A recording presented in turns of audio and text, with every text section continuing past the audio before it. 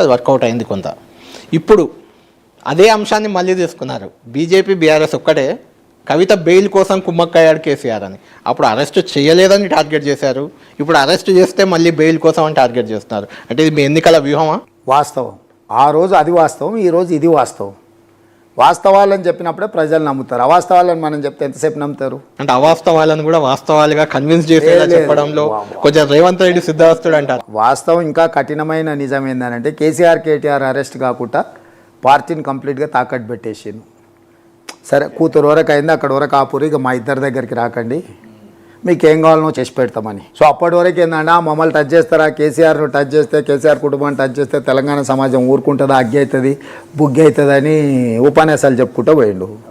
Arrest అయిన తర్వాత సొంత కుటుంబ సభ్యులు కూడా పోలేదు, కేసీఆర్ కూడా చూడడానికి రాలేదు కవిత గారిని, ఈరోజు కూడా చూడడానికి పోలేదు కూతుర్ని.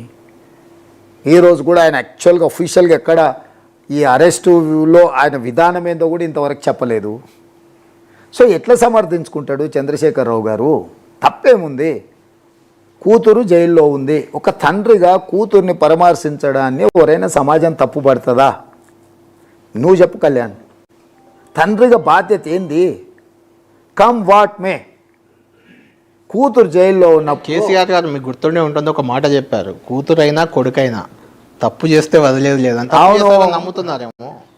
మరి అదన్నే చెప్పాలి. నేనేమంటున్నా అంటే ఈరోజు మరి మీరు అంతకంటే అధికారం ఉండి మంత్రులుగా ముఖ్యమంత్రులుగా మీరు సంతకాలు పెట్టిన వాళ్ళు ఉన్నారు కదా. అవును, మీ వ్యవహారం ఏంది? ఇది చాలా ఏమంటారు అన్ఫార్చునేట్. కూతురు తప్పే చేయలేదన్నప్పుడు జైలుకి వెళ్ళి ఎందుకు పరామర్శిస్తలేడు? అరెస్ట్ చేసిన రోజు కవిత గారి ఇంటికి వచ్చి అధికారులతో ఎందుకు మాట్లాడలేదు? వీళ్ళు తప్పు చేసిందనంటే ఇంకా చర్చనే లేదు కదా. ఈ రెండిట్లలో ఏదో ఒకటి కేసీఆర్ గారు ఒప్పుకోవాలి కదా.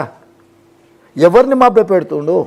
సో అంటే నేనేమంటున్నానంటే పరిపక్వత సంగతి పక్కన పెట్టండి, ఆయన విచక్షణ కోల్పోయి ఒక రకమైన మానసిక ఒత్తిడికి లోనవుతున్నట్టుగా కనిపిస్తుండ్రు వారి మాటలు కానీ వారి వ్యవహారం కానీ.